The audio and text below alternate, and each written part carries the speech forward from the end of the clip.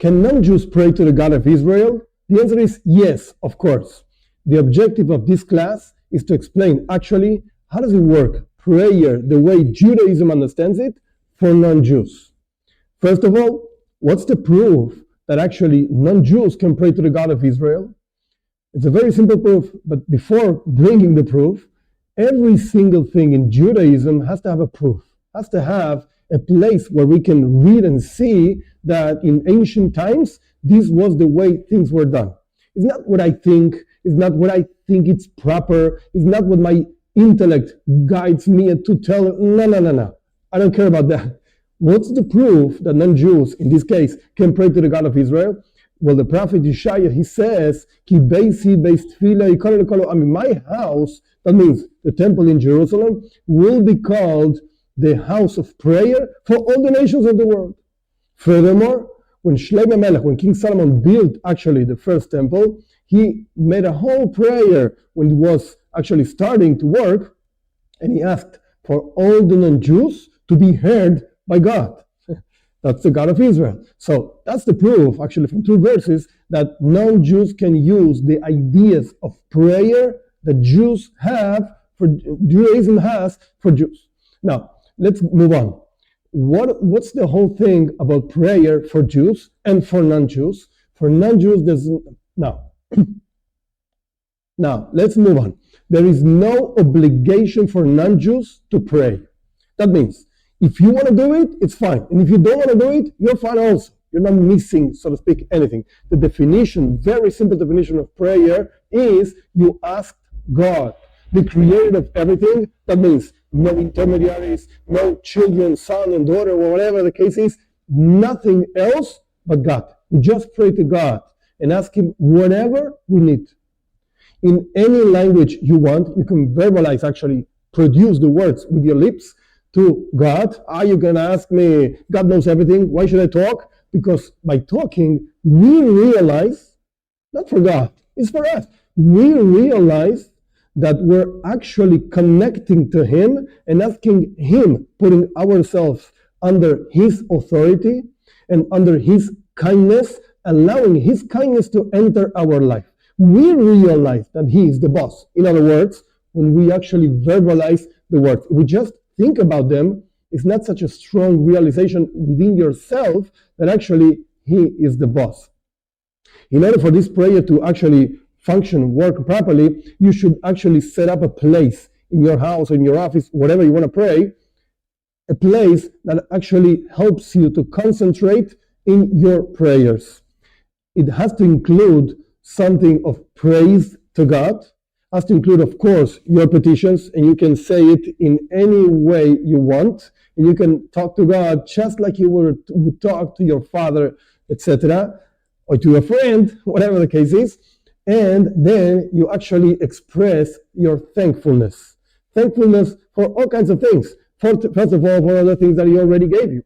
Second, for the things that He's going to give you. And third, and actually most important, thanks for being able to talk to you, for being able to think about you. Who told you is such an obvious thing that the Creator, which is infinite, has to have a connection with the creature, which is not infinite.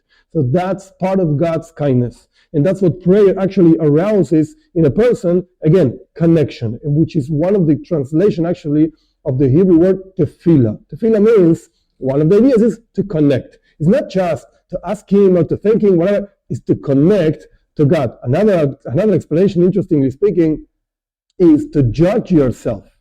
When can you really ask God something? When you judge yourself, you realize who you are, what you really need, and then you ask God. We learned this idea, this attitude from an encounter between Jacob, and Esau. When they saw themselves after many, many years of being separated, both of them were very rich. And Esau said, Achi yishli rav, my brother, I have a lot, like really a lot of money, Don't give me a gift, I have a lot. Yaakov, on the other hand, he said, Achi yishli koil, I have everything. What does it mean, everything? I have everything that I need.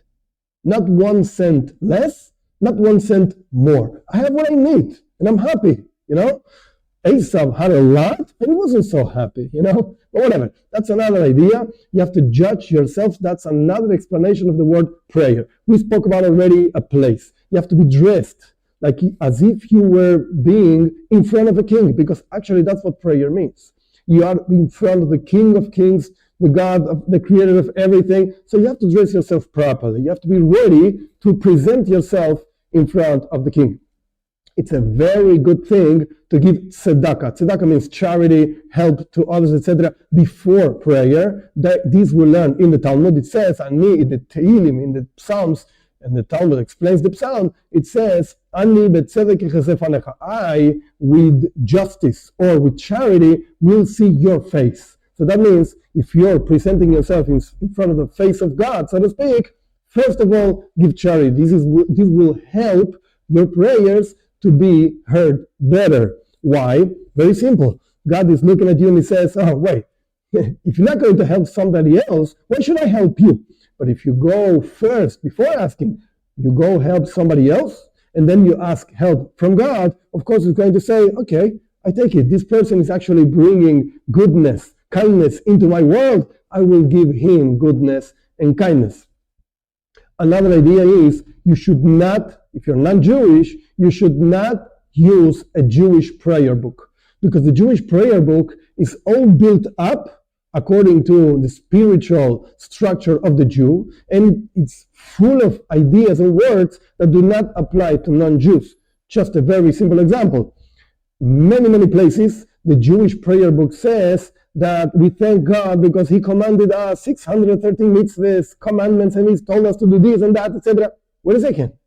If you're not Jew, where do you see that he commanded you those commandments? So it doesn't make any sense. You should not use a Jewish prayer book for praying. Now, what should you use? The best thing to use is Psalms.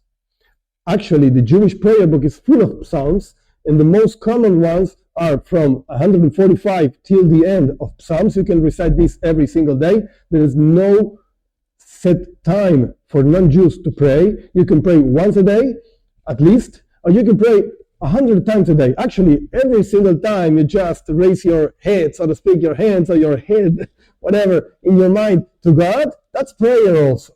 That counts actually as prayer. So you can pray it 100,000 times just in a few hours. That's not a problem.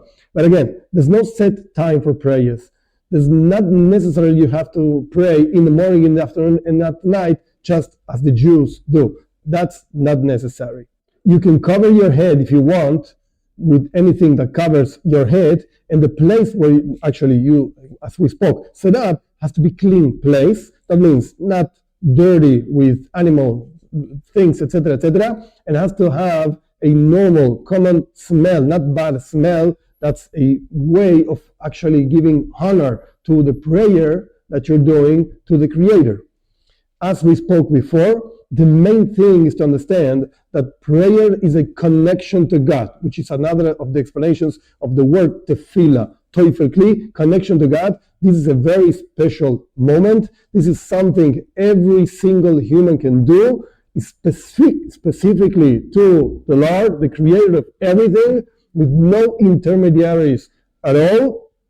And you should know that every single thing that you say, and every single time that you pray, God is listening to you. And not only that, He's answering you. Sometimes you actually see the answer as you asked. I need money. Oh, so you see money. Somebody brought you a new business or whatever the case.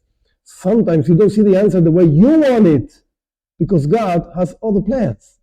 But that doesn't mean that He's not listening, and it doesn't mean that He's not answering actually.